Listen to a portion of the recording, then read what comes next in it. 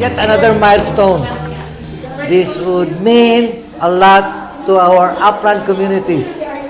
May you spread the good news as soon as your researches are completed. Thank you.